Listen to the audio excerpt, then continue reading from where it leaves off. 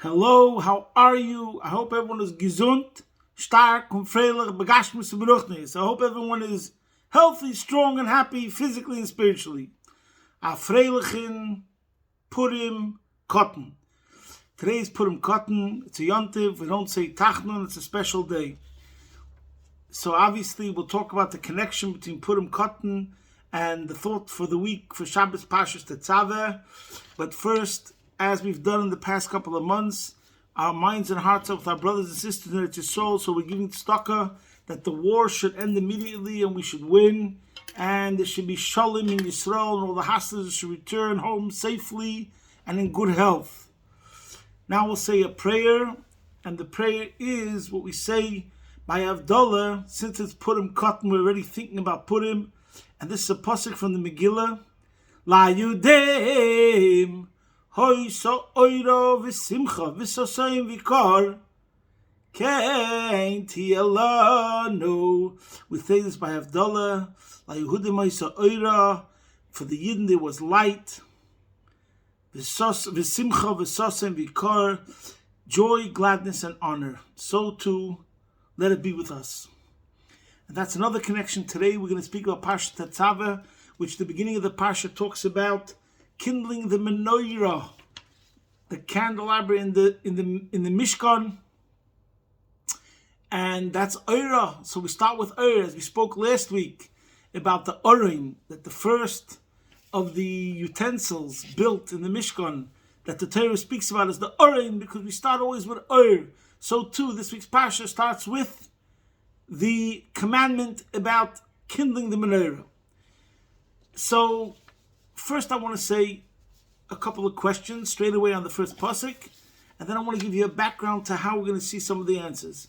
So the parsha starts off, Ve'ata Tetzaveh, and you, Moshe Rabbeinu, should command the Jews. Ve'ata Tetzaveh is Bnei Yisrael. So there's a famous question over here. Obviously, why over here is this very strange way that the Eibishter tells Moshe to give over this commandment. Ve'ata Tetzaveh, you should command, which implies that Moshe is the one who's giving the commandment. All over in the rest of the place in the Torah, it says Daber el b'nei Yisrael, Amor el b'nei Yisrael, Tetzaveh b'nei Yisrael, or Vaydaber Hashem el Moshe Leimer. He's supposed to give it over to the Yidden. But Daber and Amor, these are all. Everyone understands that it's a commandment coming from Hashem, and then Moshe conveys it to the Bnei Yisrael. He gives it over. He's just a messenger. And over here, the lashon is Ve'ata Tetzaveh, you should command. What's the meaning behind that? Also, what's the V'yichvei Lecha, that the oil should be brought to you? This is very interesting because this is something that was Aaron's mitzvah. They were the ones, as it says later on in Parshas Ba'aloischa Saneris, the ones who actually kindle the menorah are the Kohanim. So why does it start with V'yichvei Lecha? We also have to understand, and by the way, we see similarly about Parah Aduma, where it says V'yichvei Lecha Parah Aduma, which over there is exactly the same point, that it's the Kohen who does all the service connected to the Parah Aduma, and he cleanses the impure, etc., etc. But it starts off with Moshe Rabbeinu, V'yichvei Lecha Parah Aduma, and Rashi brings over there, if I remember correctly, L'oilum Nekras Al Shmecha, that the first Parah Aduma is made through Moshe, and then all the rest of the Parah Aduma, all the generations are attributed to Moshe Rabbeinu. So similar over there, this interesting paradox that precisely the thing which Kohanim do, Moshe has to start off. So too over here, even Ba'aloischa Saneris, something which is uniquely Aaron's chus, Shalcho G'dolim Shalahem, as we know, Hashem told Aaron, this is going to be your special thing. And even there, how does it start off? It starts with Moshe Rabbeinu, so to speak, giving the hechsher on the oil that it's proper. And then the Kohanim kindle the menorah. We also have to understand, what does it mean, kosis lamoyer? The pasuk says, they shall take for you clear olive oil, kosis lamoyer, crushed for illumination. But the word lamoyer means luminary. So it should have said l'chayra kosis l'choyer, crushed to illuminate. But kosis l'moyer, the word moyer, we have moyer, which is the source of the light. the luminary. That's what usually is translated, like the sun itself is the moyer. And then there's the Oyer HaShemesh, the light that comes out of the Shemesh, that's Oyer. So it could have said Kosas L'Hoyer. There's another question where one pasuk says Lalis Ner Tomid, and Rashi explains that it doesn't mean constantly, it means every single day. Like when you say every single day, does it also mean all day? Or does it mean every single day? Tomid could sometimes mean every single day, not all day. And as we understand from the next pasuk, because then the pasuk says, so that the mitzvah was only from the evening to the morning. And this pasuk says, Ner Tomid. So what's the difference? Why does it first use an expression, Tomid, that could be mistakenly interpreted as meaning constantly, all day, 24 hours? And then the pasuk says, the next pasuk, Me'erev ad Boker. Now, there's a famous Hasidic discourse of the Rebbe that he edited in the year Tafshin Nun Beis, which was 28 years ago, 1992. And this was the last Maimer Hasidic discourse that was given into the Rebbe to edit, and he edited it, and then the Rebbe had a stroke a couple of days later. So Hasidim of this generation attribute great importance to the last Maimer that the Rebbe edited. But then there's something that I didn't find out until this week. And I heard it from Rabbi Yoel, and then I asked others, and they told me, I heard it from some other people also. There was a group of disciples, Bachrim, students, that they used to distribute these Hasidic discourses. And they would write into the Rebbe a report about how they distributed it, to give the Rebbe nachas, how the Torah Chassidus was being spread. Now the Rebbe was being Magir Maimarim for years, editing Maimarim in the last couple of years, from 87, 88, 89, 90, 91, and 92. So whenever they wrote a duchen to the Rebbe, there was never an answer. But in this Maimer, there was an answer, Yehi Rotzoin Sheyifalu, Yehi Rotzoin Sheyifael Pulosai. That this Maimer should accomplish what it's meant to accomplish. It should be effective. It should have an impact.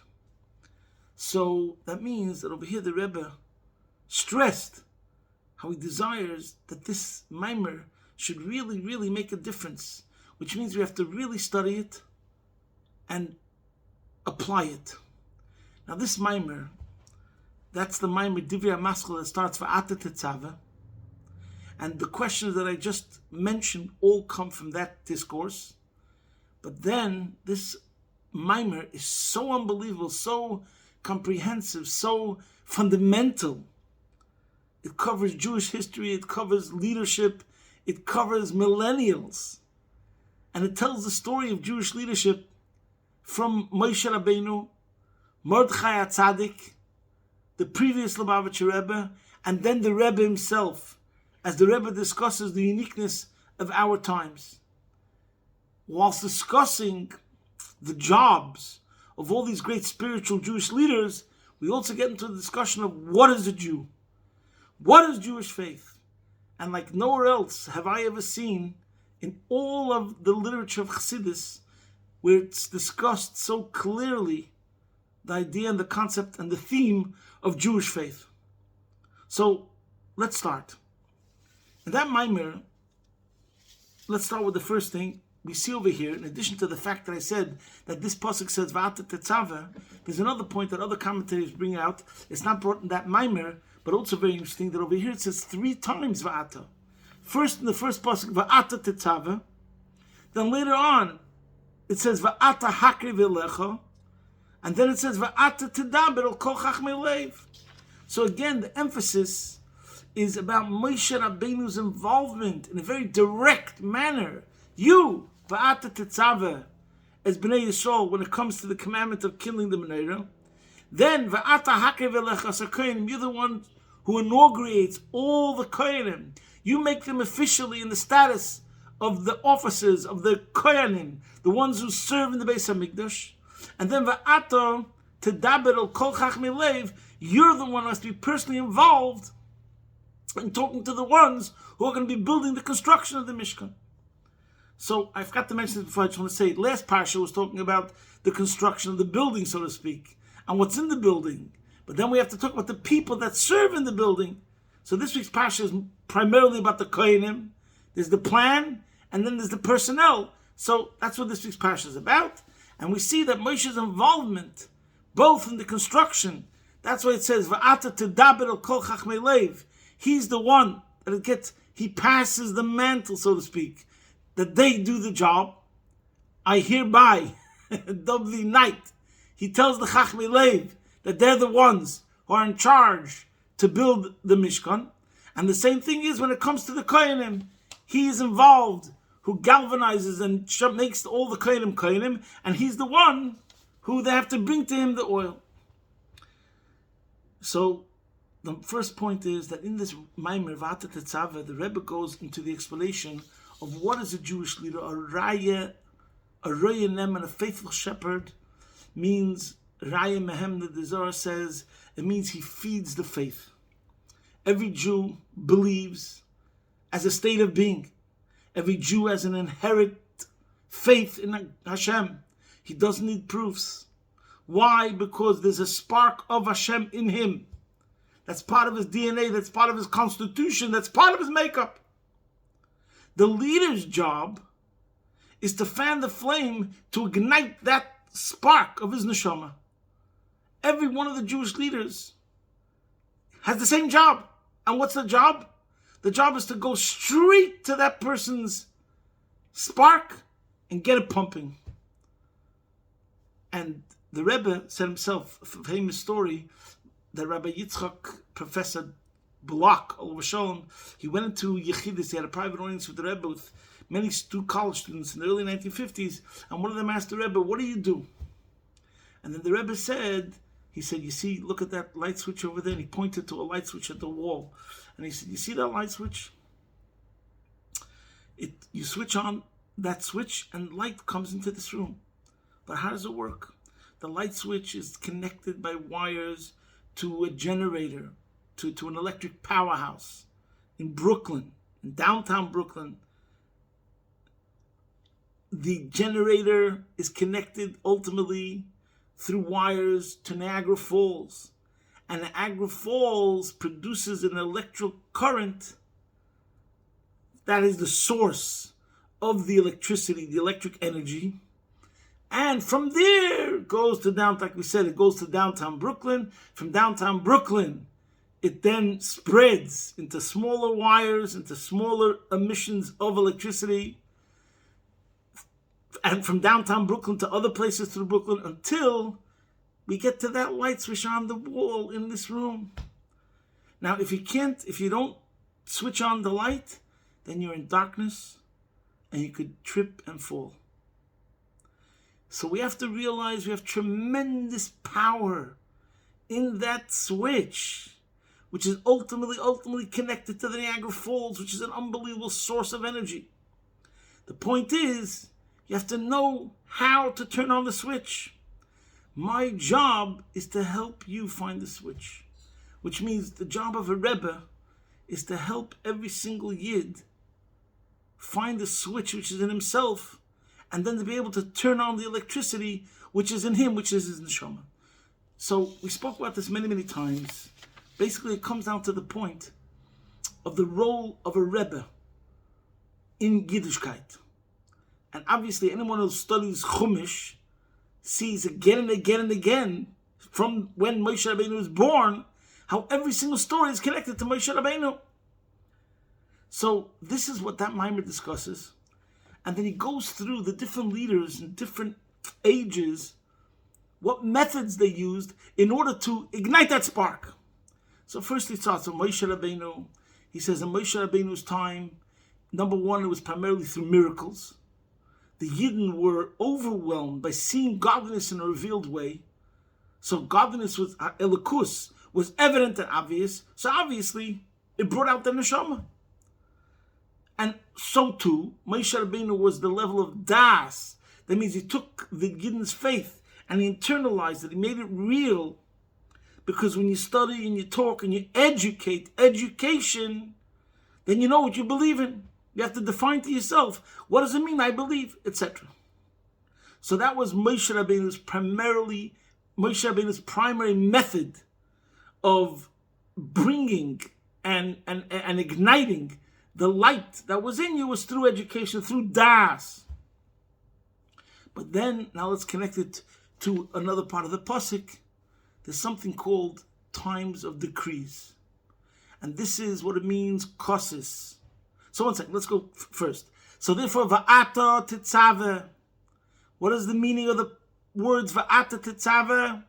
The whole idea of bringing down Elokus into this world, the whole Mishkan, the building of the Mishkan, the idea of the Mishkan, which is the whole idea of bringing godliness in the world. That the Hashchos Hashchina with Bnei Yisrael is through the Mishkan.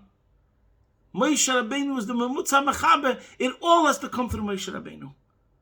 And that's Ve'ata Yu Tetzaveh Meloshen Tzav Savechibur. Chassidus interprets the meaning over here. Ve'ata. Moshe Rabbeinu, you are the one, Tetzaveh, which connects. You're the middle point, Memutza Mechaber, that connects Hashem with the world, Hashem to the Jewish nation. And without you, because you're the ultimate Jew, by you, your neshama is like the most concentrated of the electricity, because that's what the tzaddik is. As we spoke about so many times, either because Reish B'nai Yisrael, as the head, is the central system of the entire body, or as a tree, there's the root of the tree. Everything, the branches, the leaves, that everything extends after that comes from the root. And that's what a tzaddik is, the root soul. And from him, he has influence to the entire Jewish nation. As the head of the nation, the heart of the nation. See Tanya chapter 2, see Tanya chapter 42. We can't go over this every single time. Many times we already spoke about the concept of Ish Elikim, as it says in the beginning of Pasha of Zeis HaBracha, a man of God. That's a man, Ish Elikim. That's what the tzaddik is. He's the Mamutza, and you, and the nation. Okay, so Va'ata you, Moshe Rabbeinu, Tetzaveh, you're the medium, the intermediary through which, the conduit, through which Elokus is going to come into the physical world. Through, you are the one who has to inaugurate Koyanim. You are the one who has to galvanize the ones who are building the construction of the Mishkan. And the same thing, oil could represent the Neshama. And it has to be pure. Since you're the most pure, like we say about Neshama shenesati bi tahoirahi. Chassidus explains Tahira means pure, the 100% level. That's the neshama of the world of Atzilus. The neshama de Atzilus, who in a revealed way is a neshama de Atzilus, has to bring out the oil, that spark of Tahiri, which is in every single person, which is not really so revealed. But that happens through Moshe. Now in particular, Kosis Lamoer means more, as the Rebbe explains that Maimer, in a time of decrees. There's a situation of kosis, where the Jews are being crushed. There's hard times, and we have hard times, we have times of decrees, and the time of exiles, managolos. Chassidus explains that golos, exile, brings out the inner strength of every Yid. Challenges, adversity, makes us stronger. In other words, this is the way it works. You could even say as a knee-jerk reaction. You dare a Jew, you tell him, I dare you to put on tefillin. Guess what? That's exactly going to cause the Jews to put on tefillin. As this famous Midrash might say, whenever the Eibishter wanted to bring Yidden to tshuva, he brought a paroi, he made bad times, and that automatically was a trigger that ignited Mesiras Nefesh.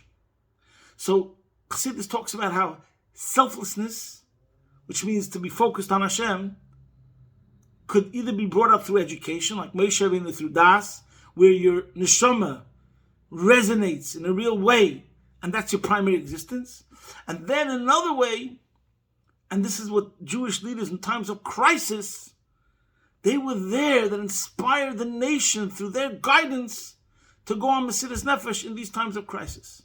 In the times of Mordechai, It was Mordechai HaTzadik in the story of Purim, that they had to stand with a self-sacrifice for an entire year. And in the times of the Frierdiker Rebbe, Stalinist Russia in the 20s, it was the Frierdiker Rebbe that inspired thousands of his followers to face up against communism that was out to destroy Yiddishkeit. And as everyone knows the story of the Frierdiker Rebbe. But then comes another period, and this is really the highest level.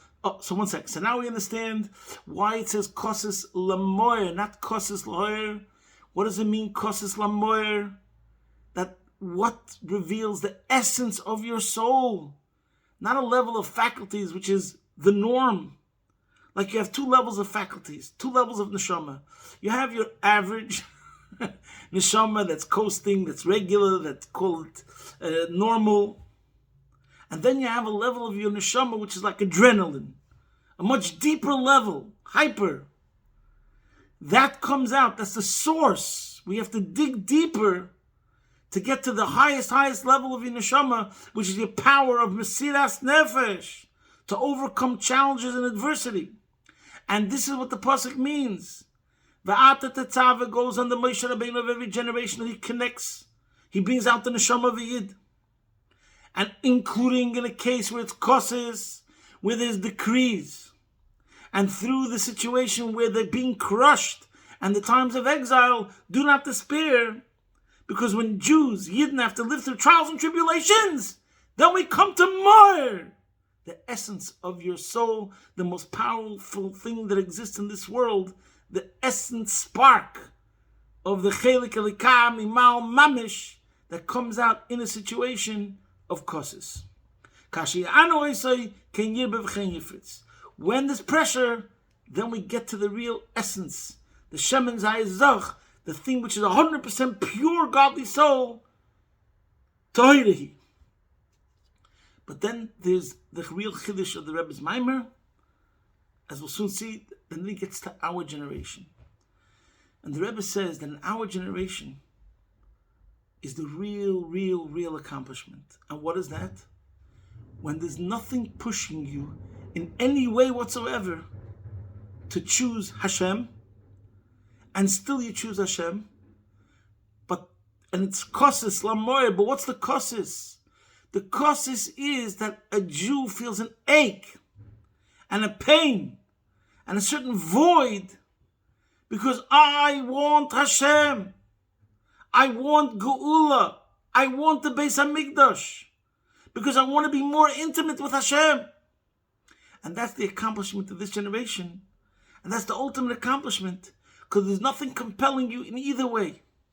Either miracles, like in the time of Moshe Rabbeinu, or decrees, like in the times of Mordechai and the previous Rebbe. But what is the ultimate expression of your natural state? Like your real default natural position as a person who's enjoying the physical world. And there's no problems. You have a house, you're rich, you could learn, you could daven. The Golus is not so bad.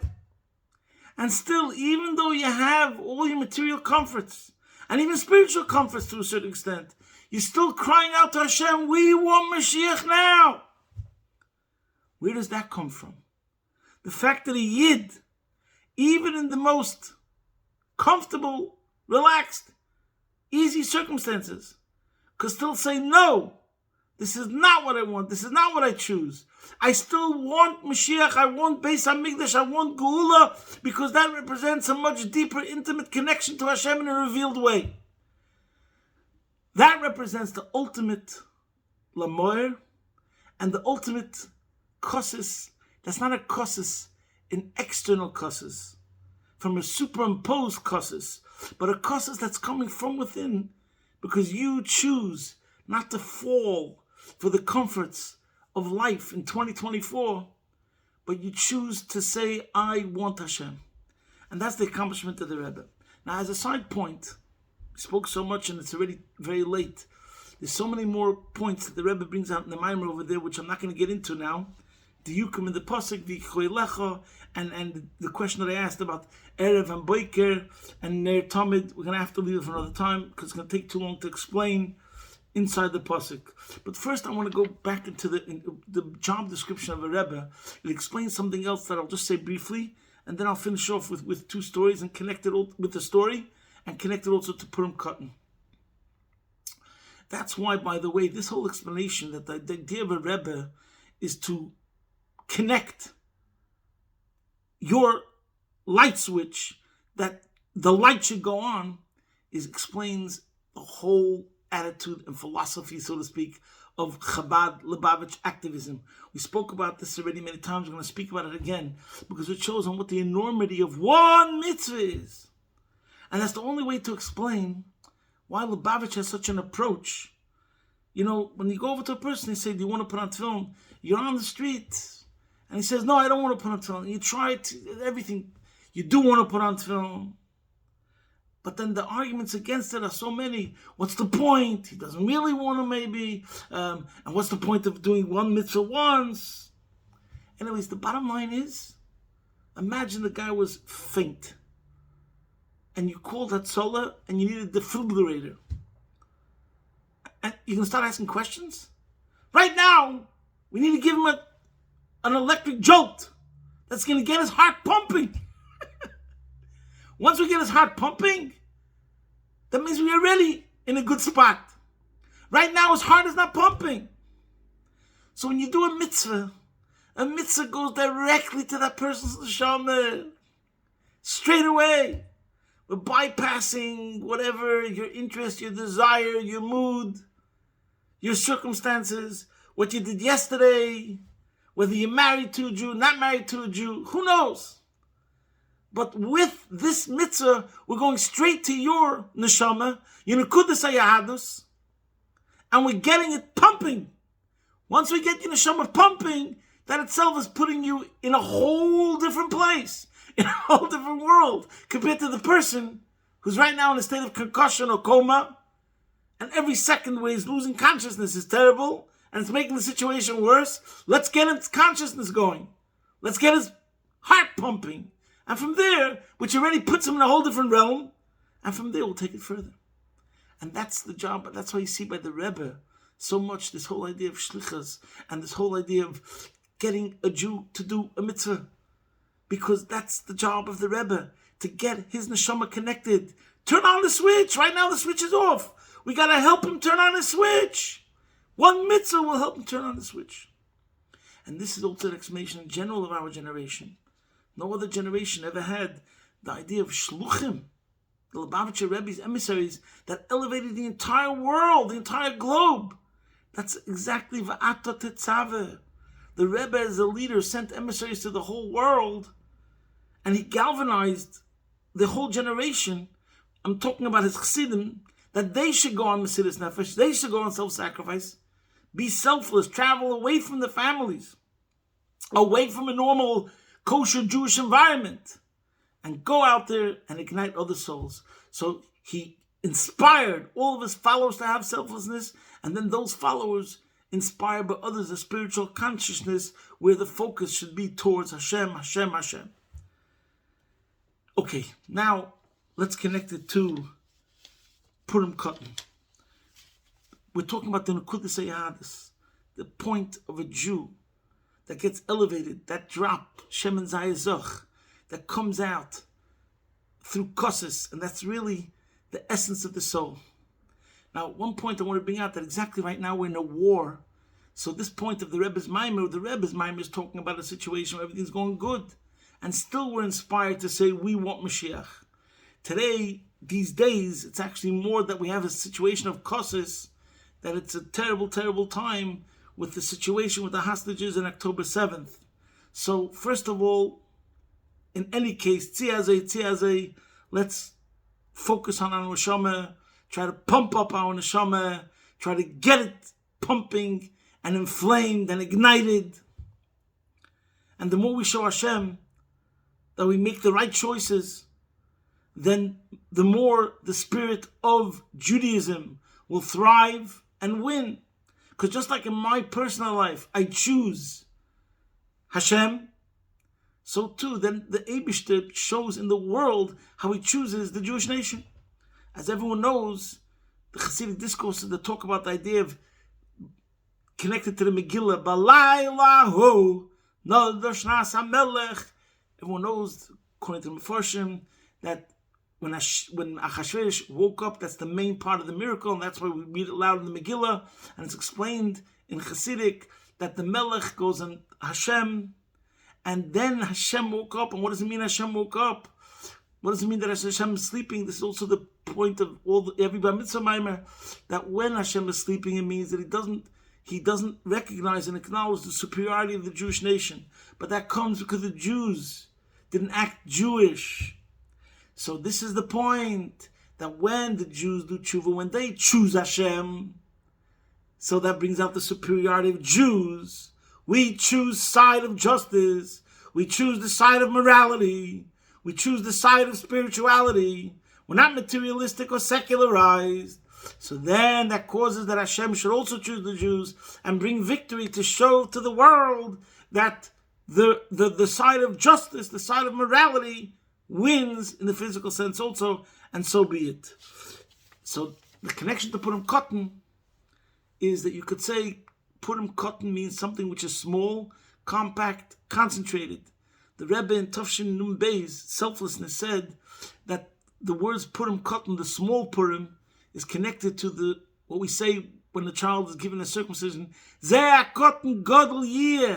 This small child will become great. Really, Purim Katan represents a very high level of our soul.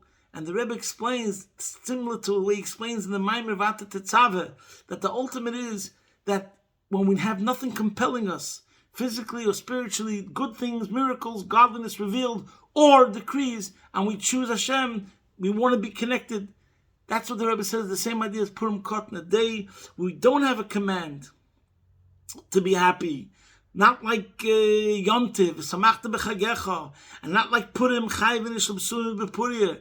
There's no obligation, and still we're happy on Purim Katan. That represents the ultimate essence of a Jew, that he's happy in the very fact that he's a Jew, and that brings out enormous joy in him. And that's the idea of Purim Katan, the ultimate expression of the essence of the Jewish soul, that's just happy in his being a Jew and connected to Hashem. And same idea that we spoke about, V'ata Tetzaveh, this generation, that our Jewishness is coming from within, not because it's a commandment, but it's ultimately, this is our natural state. We want Hashem. And that's the connection to Purim Katan. You know, they say good things come in small packages. That's also Purim Katan. Now, just to finish off with one story, there was a Jew, his name was Natan Yellen Mar. He was a journalist, a very secular journalist, left-wing, so to speak. And in the 70s, Rabbi Gershom Ber Jacobson asked him to become a journalist for the Allgemeine Journal. And he used to write articles that were very inflammatory, controversial, provocative. But Gershom Ber Jacobson was no problem. We can have viewpoints in the newspaper that are not really in agreement to the policies of the newspaper, but still just to bring out the other counterpoint. Anyways, he brought this writer to the Rebbe Matzoi Rosh Hashanah Tafshin Lamed Zayin 1976 Rosh Hashanah, and the Rebbe told him that since you're a writer, you should continue writing. And the writer was shocked because his views were very secular, mamish extreme to the opposite. For Israel, he used to write criticism of Eretz Yisrael. So he was surprised. He told the Rebbe, "You read my articles?" The Rebbe said, "Just because I read things that I don't agree with also." And the Rebbe encouraged him. He said, "Never desert your post. You should keep on writing. You know, since you have a column, you have to always write for your column." And the Rebbe also asked him, I know you're not scared of people, because he would write things that were very extreme views that would bring out a lot of opposition. But what about, fear of Hashem? That's what the Rebbe mentioned to him. So he answered, no, metracht. He said he thinks about it sometimes. But that was it. A couple of years later, he became ill with Yene Machla. Before he passed away, he gave Gershom Ber Jacobson a big envelope with 2 articles, and he said it should be printed after I pass away. And after he passed away, he printed the article. By the way, I forgot to mention one story. Well, another point is that he came to the Rebbe that year after Rosh Hashanah. He came to the Rebbe because he printed a book and he gave it to the Rebbe. And the Rebbe said, when he gave him his book, you remember what I spoke to you about, that you should keep on writing. In other words, the way he supported him. And the Rebbe told him, because if not, you're going to cause me to be a sinner.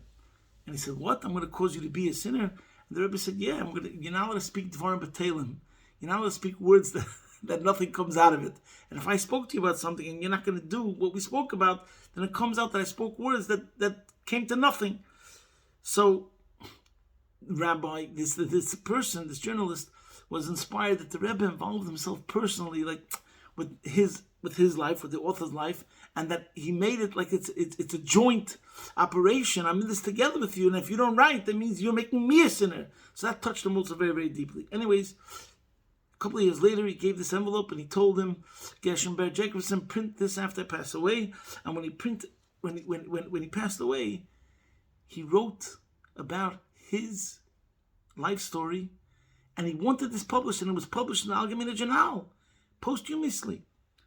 That right now he writes this, I want this article to be printed now as I am above, and my soul appears before Bezdin Shalmaila, the upper court, and who knows how I'm going to be judged for my life.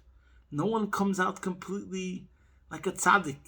No one comes out completely righteous. Everybody did something wrong in their life. I want this article that I'm writing right now to be a Malitzi Yosher. I want my story of the Rebbe, my connection to the Rebbe, and me writing down how I was inspired by the Rebbe to be my advocate, my lawyer, in the upper court, in the Bezdin Shalmaila. It'll serve me well.